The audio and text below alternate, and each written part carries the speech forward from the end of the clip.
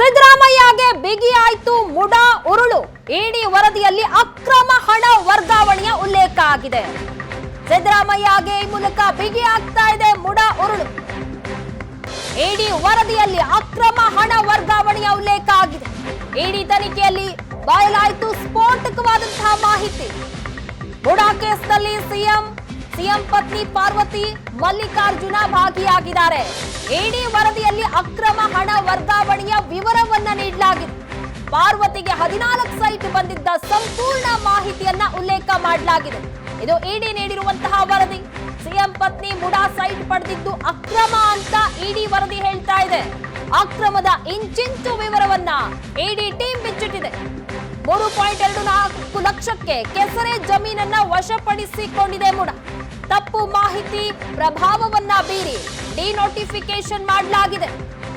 ಜಮೀನು ಖರೀದಿಸಿದ್ದ ಸಿಎಂ ಬಾಮೈಲ್ ಕೃಷಿ ಭೂಮಿ ಅಂತ ಜಮೀನನ್ನ ಖರೀದಿ ಮಾಡಿದ್ದಾರೆ ಮಲ್ಲಿಕಾರ್ಜುನ ಸ್ವಾಮಿ. ಇಡಿ ವರದಿಯಲ್ಲಿ ಯಾವ ರೀತಿಯಾಗಿ ಅಕ್ರಮ ಆಗಿದೆ ಅನ್ನೋದರ ಸಂಪೂರ್ಣ ಮಾಹಿತಿಯನ್ನ ಈಗ ನೀಡಲಾಗಿದೆ ವರದಿ ಮೂಲಕ. ತನಿಖೆಯಲ್ಲಿ ಅಕ್ರಮ ಹಣ ವರ್ಗಾವಣೆಯ ಯತ್ನದ ಬಗ್ಗೆ ಸಹ ಅನುಮಾನ ಮೂಡಿದೆ. ಸಿದ್ದರಾಮಯ್ಯ, ಪಾರ್ವತಿ, ಮಲ್ಲಿಕಾರ್ಜುನ ಸ್ವಾಮಿ ಹಾಗೆ ದೇವರಾಜ್ ಇತರರ ವಿರುದ್ಧ ಹಣ ವರ್ಗಾವಣೆ ಬಗ್ಗೆ ಇಡಿ ವರದಿಯನ್ನ ನೀಡಿದೆ. ತನಿಖೆಯಲ್ಲಿ ಅಕ್ರಮ ಹಣ ವರ್ಗಾವಣೆಯ ಅನುಮಾನವನ್ನ ಸಹ ವ್ಯಕ್ತಪಡಿಸಲಾಗಿದೆ. ಮುಡಾ ಆಯುಕ್ತ 4 ಸಬ್ ರಿಜಿಸ್ಟರ್ಗಳಿಗೆ ಇಡಿ ಬರೆದಂತಹ ಪತ್ರ ಏಷ್ಯಾನೆಟ್ ಸುವರ್ಣ ನ್ಯೂಸ್ಗೆ ಲಭ್ಯ ಆಗಿದೆ. ಪತ್ರವನ್ನು ಸಹ ಸ್ಕ್ರೀನ್ ನಲ್ಲಿ ನೋಡ್ತಾ ಇದ್ದೀರಿ. ಅಕ್ರಮ ಹಣ ವರ್ಗಾವಣೆಯ ಬಗ್ಗೆ ಸಹ ಅನುಮಾನವನ್ನ ವ್ಯಕ್ತಪಡಿಸಲಾಗಿದೆ. ಇಡಿ ಬರೆದಂತಹ ಪತ್ರ ನೋಡ್ತಾ ಇದ್ದೀರಾ ಏಷ್ಯಾನೆಟ್ ಸುವರ್ಣ ನ್ಯೂಸ್ ನಲ್ಲಿ.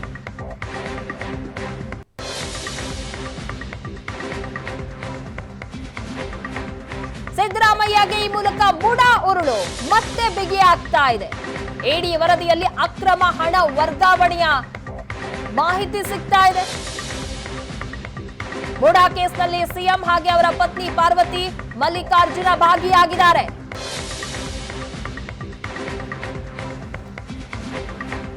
ಈ ಬಗ್ಗೆ ಹೆಚ್ಚಿನ ಡೀಟೇಲ್ಸ್ ಕೊಡ್ತಾರೆ ನಮ್ಮ ಪ್ರತಿನಿಧಿ ರಮೇಶ್ ನೇರ ಸಂಪರ್ಕದಲ್ಲಿ ಜಾಯಿನ್ ಆಗಿದ್ದಾರೆ. ರಮೇಶ್, ಈಗ ಮುಡಾ ಕೇಸ್ಗೆ ಸಂಬಂಧಪಟ್ಟಂತೆ ಅಕ್ರಮವಾಗಿ ಹಣ ವರ್ಗಾವಣೆ ಆಗಿದೆ ಅನ್ನುವಂತ ಅನುಮಾನ ಕಾಡ್ತಾ ಇದೆ. ಇಡಿ ನೀಡಿರುವಂತಹ ವರದಿಗಳನ್ನ ನೋಡ್ತಾ ಇದ್ರೆ ಹೆಚ್ಚಿನ ಡೀಟೇಲ್ಸ್ ಏನ್ ಸಿಕ್ಕಿದೆ?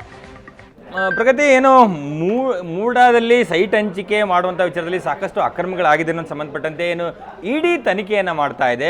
ಅದರಲ್ಲಿ ವಿಶೇಷವಾಗಿ ಸಿಎಂ ಸಿದ್ದರಾಮಯ್ಯ ಅವರ ಪತ್ನಿ ಪಾರ್ವತಿ ಅವರಿಗೆ ಕೊಟ್ಟಂಥ 14 ಸೈಟ್ಗಳ ವಿಚಾರದಲ್ಲಿ ಏನು ಇಲಿಗಾಲಿಟಿ ಆಗಿದೆ ಅನ್ನುವಂಥದ್ದು ಒಂದು ಪ್ರಕರಣ. ಆದರೆ ಮತ್ತೊಂದು, ಕಳೆದ 4-5 ವರ್ಷಗಳಿಂದ ಮೂಡಾ ಅಧಿಕಾರಿಗಳು ಯಾವ ರೀತಿ ಅಲ್ಲಿನ ರಿಯಲ್ ಎಸ್ಟೇಟ್ ಏಜೆಂಟ್ಗಳು ಮತ್ತು ಲ್ಯಾಂಡ್ ಡೆವಲಪರ್ಗಳ ಒಂದಷ್ಟು ಏನೋ ಅವರ ಪ್ರಭಾವಕ್ಕೊಳಗಾಗಿ ಎಷ್ಟರ ಮಟ್ಟಿಗೆ ಅವ್ಯವಹಾರಗಳಾಗಿದೆ, ಎಷ್ಟು ಸೈಟ್ಗಳು ಯಾರಿಗೆ ಅಧಿಕಾರ ಇಲ್ಲದೆ ಇರೋರಿಗೆ ಅಲ್ಲಿ ಕೊಡಲಾಗಿದೆ ಅನ್ನೋ ಸಂಬಂಧಪಟ್ಟಂತೆ ಒಂದು ವಿಸ್ತೃತವಾದ ತನಿಖೆಯನ್ನು ಮಾಡಲಾಗಿತ್ತು. ಈ ಒಂದು ತನಿಖೆಗೆ ಸಂಬಂಧಪಟ್ಟಂತೆ ಈಗಾಗಲೇ ಈ ಹಿಂದೆ ಲೋಕಾಯುಕ್ತಕ್ಕೆ ಕೂಡ ಒಂದು 11 ಪುಟಗಳ ವರದಿನ ನೀಡಿತ್ತು. ಜೊತೆಗೆ ಇತ್ತೀಚೆಗೆ 17ನೇ ತಾರೀಕು, ಇದೇ ಜನವರಿ 17ನೇ ತಾರೀಕು ಮೈಸೂರಿನ ಮೂಡಾಗೆ ಮತ್ತೆ ಮೂಡಾ ಸಬ್ ರಿಜಿಸ್ಟ್ರಾರ್ ಮತ್ತೆ ಮೈಸೂರಿನ east west north and south 4 sub ರಿಜಿಸ್ಟ್ರಾರ್ಗಳಿಗೆ ಒಟ್ಟು 6 ಜನ ಅಧಿಕಾರಿಗಳಿಗೆ ಬರೆದಿರುವಂತಹ 104 ಪುಟಗಳ ವರದಿಯಲ್ಲಿ ಈ ಒಂದು ಸೈಟ್ ಹಂಚಿಕೆಯಲ್ಲಿ ಮೂಡಾ ಅಧಿಕಾರಿಗಳು ಎಷ್ಟರ ಮಟ್ಟಿಗೆ ಅಕ್ರಮವನ್ನು ಎಸಗಿದ್ದಾರೆ ಅನ್ನುವಂತಹ ಸಂಪೂರ್ಣವಾದ ವಿವರಣ ಬರಿತಾ ಹೋಗ್ತಾರೆ. ಅದರಲ್ಲಿ ವಿಶೇಷವಾಗಿ ಸಿಎಂ ಸಿದ್ದರಾಮಯ್ಯ ಅವರ ಪತ್ನಿ ಪಾರ್ವತಿ ಅವರಿಗೆ 14 ಸೈಟ್ಗಳನ್ನೇ ನೀಡಲಾಗಿದೆ. ಆ ಒಂದು ಸೈಟ್ಗಳ ವಿಚಾರದಲ್ಲಿ ಏನೋ ದೇವರಾಜು ಈ ಒಂದು ಜಮೀನನ್ನ ಮಾರಾಟ ಮಾಡಿದಿಂದ ಹಿಡಿದು ಪಾರ್ವತಿ ಅವರಿಗೆ 14 ಸೈಟ್ಗಳು ಕೊಡುವವರೆಗೂ ಕೂಡ ಎಷ್ಟರ ಮಟ್ಟಿಗೆ ಅಧಿಕಾರಿಗಳ ಮೇಲೆ ಒಂದು ಪ್ರಭಾವವನ್ನು ಬೀರಲಾಗಿತ್ತು, ಎಷ್ಟರ ತಪ್ಪು ಮಾಹಿತಿಗಳನ್ನ ಮೂಡಾ ಅಧಿಕಾರಿಗಳು ನೀಡಲಾಗಿತ್ತು, ಎಲ್ಲಿ ಪ್ರಶ್ನೆ ಮಾಡಬೇಕಾದಂತ ವಿಚಾರದಲ್ಲಿ ಸಮಯದಲ್ಲಿ ಮೂಡಾ ಅಧಿಕಾರಿಗಳು ಪ್ರಶ್ನೆಯನ್ನ ಮಾಡದೆ ಎಲ್ಲ ಒಂದ್ ಕಡೆ ಈ ಒಂದು ಅಕ್ರಮದಲ್ಲಿ ಭಾಗಿಯಾಗಿದ್ದಾರೆ ಅಂತದನ್ನ ಸಂಪೂರ್ಣವಾಗಿ ವಿಚಾರವನ್ನ ಉಲ್ಲೇಖವನ್ನ ಮಾಡ್ತಾ ಹೋಗ್ತಾರೆ. ಜೊತೆಗೆ ಈ ಒಂದು ಏನು ನಿಭಾಯಿತ ಜಾಗ ಇದೆ ಕೆಸರೆ ಗ್ರಾಮದ ಏನೋ 3 ಎಕರೆ 26 ಗುಂಟೆ ಜಮೀನು ಇದೆ, ಅದನ್ನ 3,24,000 ರೂಪಾಯಿಗೆ ಡಿನೋಟಿಫೈ ಮಾಡಲಾಗುತ್ತೆ.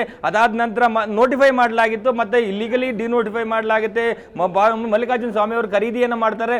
ಇದೆಲ್ಲವೂ ಆದ ನಂತರ ಈ ಒಂದು ಜಾಗವನ್ನ ಒಂದು ಏನಾಗಲೇ ಡೆವಲಪ್ ಮಾಡಿ ಸೈಟ್ ಅನ್ನ ಮಾಡಿ ಮಾರಾಟ ಮಾಡಿ ಸೈಟ್ಗಳನ್ನ ಅಲಾಟ್ ಮಾಡಿದಂತ ಒಂದು ಜಾಗವನ್ನೇ ಮತ್ತೆ ಇವರು ಏನು ಮತ್ತೆ ಅಲ್ಲಿ ತಪ್ಪಾದ ವರದಿಗಳನ್ನ ನೀಡ್ತಾರೆ, ಮತ್ತೆ ಕೃಷಿ ಭೂಮಿ ಅಂತೇಳಿ ವರದಿಯನ್ನ ಕೊಡ್ತಾರೆ. ಸೊ ಅದಾದ ನಂತರ ಪಾರ್ವತಿ ಅವರಿಗೆ ಒಂದು ಸೈಟ್ಗಳನ್ನ ಕೊಡುವಂತ ವಿಚಾರದಲ್ಲಿ DB ನಟೇಶ್ ಅವರು ಇದ್ದಂತ ಅಂದ್ರೆ ಮೂಡ ಆಗ್ತದ ಸಮಯದಲ್ಲಿ ಅವರಿಗೆ ಒಂದು ಅಧಿಕ ಪ್ರಭಾವವನ್ನು ಬೀರಿ ಒಂದು ಇಲ್ಲೀಗಲಿ ಅಲಾಟ್ ಅನ್ನ ಮಾಡಿದ್ದಾರೆ ಅನ್ನುವಂಥದ್ದು. ಇದರ ಹಿಂದೆ ಸಿಟಿ ಕುಮಾರ್, ದಿನೇಶ್ ಕುಮಾರ್ ಅಲ್ಲಿ ಸಿಟಿ ಕುಮಾರ್ ಇಂದಾನೆ ಆತನ ಭಾಗಿ ಎಷ್ಟರ ಮಟ್ಟಿಗೆ ಇದೆ ಅನ್ನುವಂಥದ್ದನ್ನ ಉಲ್ಲೇಖವನ್ನ ಮಾಡ್ತಾ ಹೋಗ್ತಾರೆ.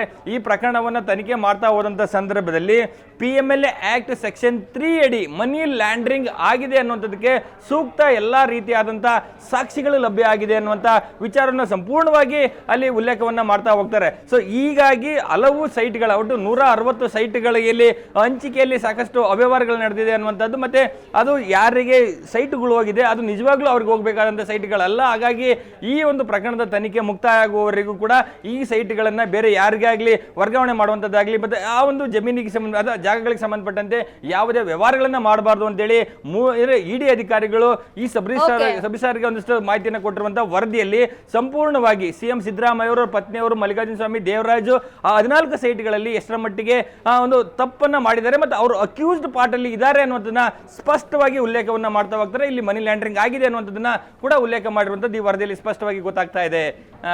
ಥ್ಯಾಂಕ್ ಯು ರಮೇಶ್, ನಿಮ್ಮೆಲ್ಲ ಡೀಟೇಲ್ಸ್ಗಾಗಿ.